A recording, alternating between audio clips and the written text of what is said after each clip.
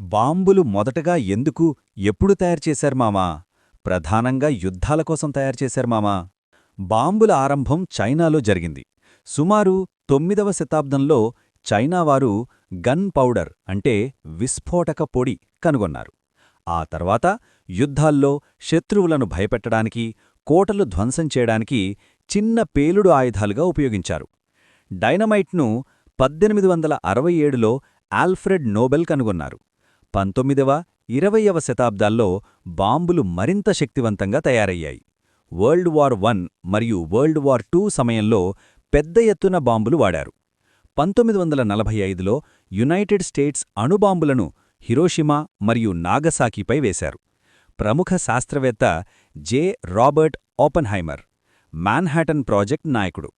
ఇది చరిత్రలో అత్యంత భయంకర సంఘటనగా గుర్తించబడింది.